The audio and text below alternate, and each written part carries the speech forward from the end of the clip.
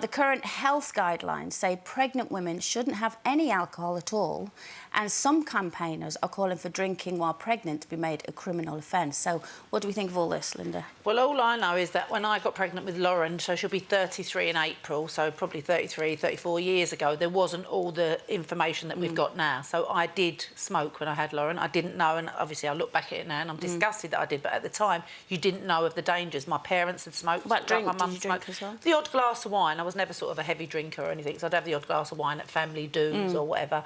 And then Lauren was born. Lauren was very healthy. She was £7.7. But I packed up smoking when I got pregnant with Louis, so that was probably about 9 years after Lauren, and never smoked, put on 4 stone in weight because I wasn't smoking. So instead of smoking, I'd have the odd bit of chocolate or a bit of cheese or whatever.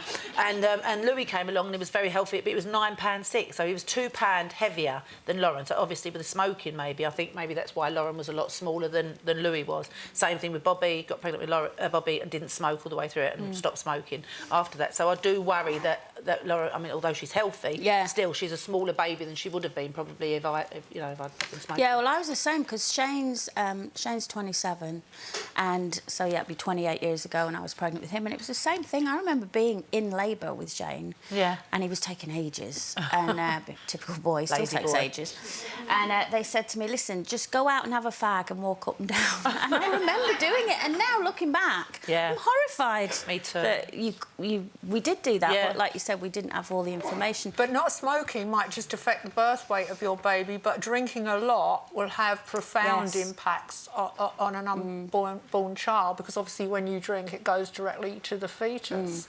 And there was an interesting test case in 2014 where a local authority tried to claim compensation for a child that was born with severe disabilities as a result of their mother drinking very, very heavily during pregnancy. And they lost the case in the Court of Appeal because the court ruled that in English law, you can't harm a fetus. You can only harm a criminal, grievous bodily harm affects a person, and they didn't think that a fetus was covered by that. But that doesn't mean that in the future somebody might come along and argue successfully for the law to be changed, which I would be against, because I would think that's the nanny state going one bit too far. And also, if a woman is pregnant and she's drinking to that level, she needs support, she needs counselling, she needs mentoring. She probably needs educating. She needs educating. But sit them down and let them see what it could do to their baby. Exactly, but sticking her in a prison cell won't achieve anything, won't change her behaviour. Well, and also,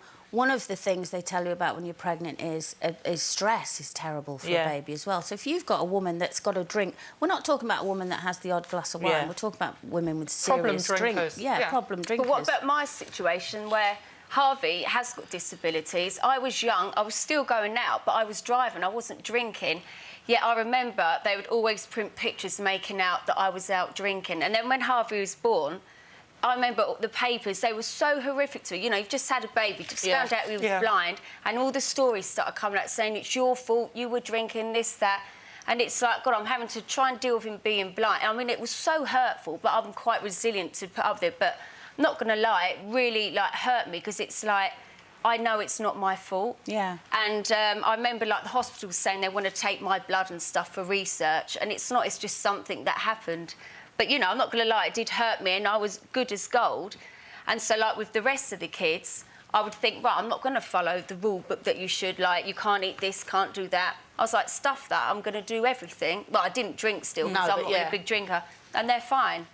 But yeah, if I saw someone smoking, like, heavily pregnant, I would think... I was going to say, but would you actually go up to them? Well, no, because I can't be bothered to have an argument.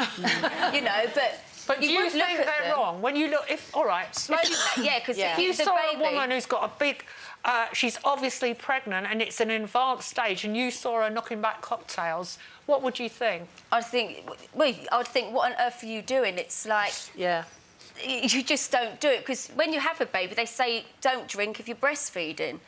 So, why would you drink? Because everything that goes in your body goes to the baby. Well, that's what I think. Well, it's years ago, if you were breastfeeding, they used to recommend you had some Guinness.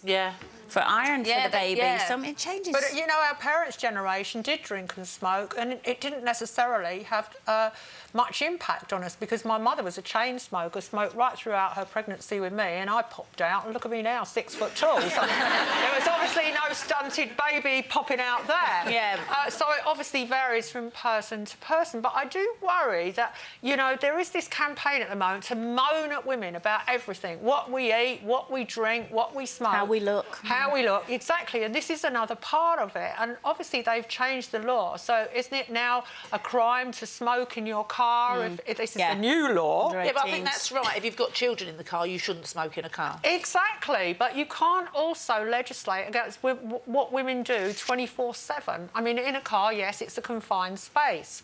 But are you going to now say that if a woman who's pregnant is in public, you know, she should be slapped with a fine, like a parking ticket or something? Interestingly, in America, in some states, they've tried to criminalise this and failed. And now there are some American states where if you're seen drinking and pregnant, you can be taken to court and you can be put on a treatment programme. But even that seems to me a bit too interfering. Well, yeah. For more Loose Women action, click here. And I'd subscribe if I were you. It's totally free, and it means you'll be kept up to date with new videos and exclusive YouTube content. I can appreciate if someone wants to go to the gym because it's a feel-good thing, but it's got to be so hard work to maintain. Well, I think a six-pack's really hard work, because all the time, whenever you go to the gym